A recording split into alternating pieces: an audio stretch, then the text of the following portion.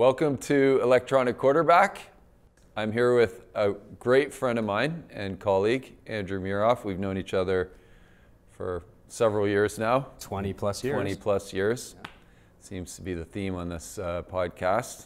But Andrew and I worked together back in the day at Cyberplex. He's now the CEO of a company called Strainprint, and really innovative, incredible business that you're running there. And maybe just to start off, just tell us a little bit about Strainprint, and then we'll dive in from there. First of all, thanks for having me. It's always great to see you, and I'm grateful for you including us in the show. It's an honor. Thank you. Well, an honor, eh? So Strainprint is a cannabis data and analytics company. We focus on medical cannabis usage. We use technology to gather patient-reported outcomes, and we aggregate that data in an enterprise class a platform, and we deliver that back to industry for making business decisions. So is it designed to help the user understand the product mix better, or is it designed for the businesses to help make better marketing decisions? Both. Both of those. Both. So the app. So we started as an app company, and the intention was to create. So just to back up, I'm a cannabis patient. My co-founders are cannabis patients. We were running other businesses. We're serial entrepreneurs. We were looking for ways for ourselves to understand which strains of cannabis were working best for us from a medical or therapeutic perspective. And when tech people go out to find tools and they can't find any, they build it. Let's start a business. Let's start a business and build it. So we're all tech people. We started this on the side as a side business, as patients for patients, and it resonated with lots of other patients. So that's how it grew from a data gathering perspective. So the mobile app that we have is really just a digital journal. It's a way to track your outcomes, your medical outcomes when you medicate, how you felt before, how you feel after on a scale, dose, route of administration, and most importantly, the chemical profile of the product that you're actually using when you're actually medicating. And you know, here's a way we can talk about technology for a second. Up until recently, most people didn't know what was in their cannabis. So there's 450 active chemical constituents in every strain of cannabis. It varies every time you grow it. So it's understanding the relative combination of those constituents as compared to pre and post symptomatic state to determine whether or not something's working for something or not. So when you're an individual and you're looking at it from an app perspective, I'm tracking how I felt based on what I was using, and then it reports back in a visualization what's working best for me. Then we aggregate the anonymous data, and we deliver that back through a business intelligence platform to the industry. And we sell the data back anonymously to the industry to be able to say, 3,000 people have tracked this product 40,000 times for treating anxiety, and this is what they say. So a producer can make decisions around what should they be growing, right? A clinic can make a decision around what should I be treating. And we serve pharmacy, we serve clinics, we serve licensed producers and government. And that's probably super helpful, just because these companies are a little constrained as far as what kind of marketing they can actually do. So there's two problems. One is the product is so complicated, and they're governed by what they can advertise. So they can't go out and say my product does this, because we kind of put the cart before the horse. But 3,000 users could say that product did this. That's exactly right. So if you're a licensed producer, you can't say to your doctors, who are the gatekeepers to your customers, you can't say my product does this, but you can say Strainprint has tracked 3,000 users who said this product does this. And so that's how they're using the data today. That's one of the ways they're using the data today. But I think an important thing to note is we don't have clinical trials for cannabis yet. Like, they're just starting today, and that process is going to take anywhere from 2 to 10 years to get any real clinical type relevance for physicians. So we have to back into the efficacy, and we created a tool that does that from an observational perspective. And now today we're starting to run clinical trials on the platform too. So the data is very granular and very large from an observational perspective, and now that we're going to be running clinical trials on it, we'll also have much more medical credible sources for physicians and for pharmacy and for pharmaceutical companies to be interested in the industry. Very cool. When did Strainprint take their first journal entry? The first journal entry was actually my partner Stephanie, who kept a journal. Oh. So here's the genesis of Strainprint, the concept of the app. My co-founder Stephanie Krasik was treating PTSD, or treats PTSD, and has been for some time, and has been on many medications, what we call polypharmacy, multiple medications and many different versions of medications to help her through this. And finally went to her doctor and said, I'd like a change. I want something different. And this was in 2014 when the medical cannabis program in Canada just began.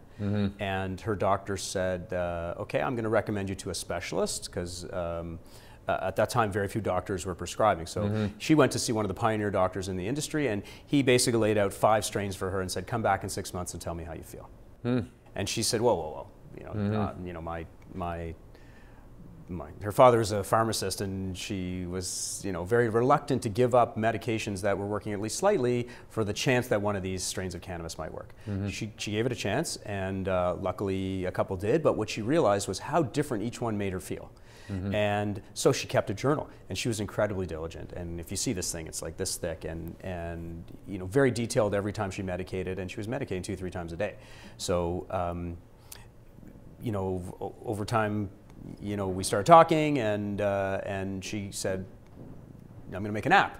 So her husband, who's also my co-founder, runs another digital agency using technology. He created a prototype, and just to tell you how, as you know, how far technology has advanced, to be able to create a prototype very quickly like that is way different than you could do 10, 15, 20 years ago. So imagine what we would have charged people for that back in the day. Hundreds and hundreds of thousands of dollars. Just for a prototype, right? Sure. So he created a prototype, within a week, and light bulb went off in my head, and I recognized this from Cyberplex days and from my other careers in tech over the years, and so this is a data opportunity. And another partner of ours who I've been working with for the last 10 years in a technology practice, we all came together, the 4 of us, and together we started by developing the app in May of 2016. We launched the app February 28th, 2017, so that's when the first live sessions were tracked. And today we have over 1.2 million patient-reported outcomes. Wow. So there's nothing like it anywhere. It's 60 million data points on strain efficacy and patient use, and that's tens of thousands of patients, and most importantly, they're tracking lab-verified products. So it's products that you can actually see the chemical components and the chemical constituents, and really that's the only way you can tie in. You have to. You'd have to. So, well, that's wonderful, and congratulations on all that. Thank you. What about within the actual operations of the business? So as part of what we're trying to explore here on Electronic Quarterback, how has technology changed the way that you run your business? We've had people come in here, Terry Donnelly was in here, completely virtual business, even though they have a physical product. There's just so many different impacts, but from your own experience. We started this business as a side project, right? Right. It was just, we were tech people and trying to, just create a little tool, and that would help us. We hosted on AWS, on Amazon Web Services. So, I go back to my last company, which was 10 years ago, a marketing automation platform. We had $1 million worth of server hardware. Right. Right. Like, it takes a while to get enough capital to invest in that type of server hardware, just so you can deliver your product. Yeah. $120 a month. Yeah. On Amazon Web Services. So that's one way that it changed. The other way is our lead developer was offshore, and he was a friend and somebody who we just hired to build this project on the side. And we did regular web conferences, and we used technology to allow him to remotely develop our main product. Yeah. So incredible.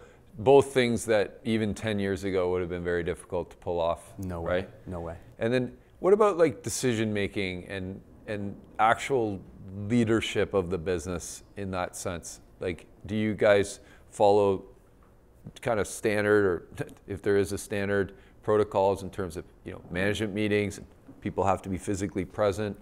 Has that become more virtualized? People don't need to be physically present, but we're using tools like Jira and Slack and even just Google Analytics. Like you have to be collaborative. So Google Docs. I mean, so Google Docs is great because everybody can be working on a document from multiple locations together. Great collaboration tool that way. But Jira is really, I think, the way that we've been able to lock down process. Jira, beyond just the software development? Like yeah, beyond just, we use it for everything. We use it for our marketing planning, our trade show event planning. We do it for, yeah. Interesting. We use it for everything. It's really just about process, right? So it's a tool to provide more, and actually one other thing I'll tell you, I just looked at this yesterday morning because I was preparing a deck for something.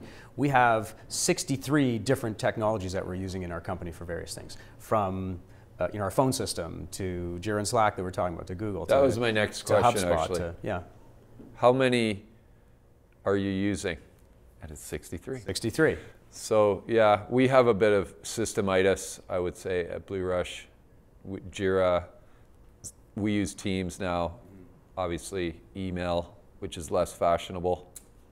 Sometimes I get in trouble for sending emails now. Isn't that interesting how technology has evolved that way, right? Right. Right, so where we grew up thinking you have to have a record of it and it has to be an email. Think about how inefficient email is as a communication platform, whereas Slack is direct, it's a permanent record, just is what you want in your business. It's direct communications plus the ability to group communications. So Slack's just one example of that type of product. But do you have a written business plan? We do. And what is how long out into the future does it go? Well, I mean, you and I have been doing this a long time, right? Like you can build a business plan out as far as you want, but nobody knows what's happening beyond a year to 2 years. So a year to 2 years is kind of, especially in this industry, in cannabis as our industry, like things are changing every day. It's the fastest moving industry I've ever been in my life. And every day there's an announcement that kind of makes you think, shit, I got to pivot just a little bit this way. Right. But it's a fast moving industry, and because of that, you need the technology to keep up. Yeah, you're the CEO, right? I am. Yeah. Yes. So do you find it intrusive, though? The things like, in your case, Slack and email, and somebody could text you. Do you find it? You know what? I need to think a little bit more. I need to spend my time on my, 4 or 5 things that I know are important. You have to make time to do your work. So I spend a lot of time reading, communicating. I mean, think about 20 years ago when things evolved from the fax to even email. It was unheard of to get a response back. I'll just give an example. It was unheard of to get a response back from your lawyer that day with a document that had been turned back with track changes. Now it's expected. So the pace of business has increased quite rapidly and continues to increase rapidly, to the point now when we instituted Slack across the company, we all fought it. It was another system. We didn't want to learn it. We didn't want to use it because then we still had to go back to our emails. At the end of the day, it does take up a lot of time, but I think it helps you to catalog and manage the communications. And the emails do go down. I mean, I remember once we got that implemented, I was going, whoa, where's all the emails? And then I realized, oh, I haven't looked at Teams yet. There's all kinds of stuff in there. Yeah, and at the beginning, we all were like, oh my gosh, it's overwhelming. Yeah. But I think it's a net positive. Yeah. Cool. Well, Andrew, listen, really appreciate the time today on Electronic Quarterback. Thanks for having me. Hopefully we get you back another time for another one. Great. All right. Thank you for watching this episode of Electronic Quarterback. Don't forget to rate, review, and of course, subscribe to our podcast. And we'll see you next time. Thanks very much.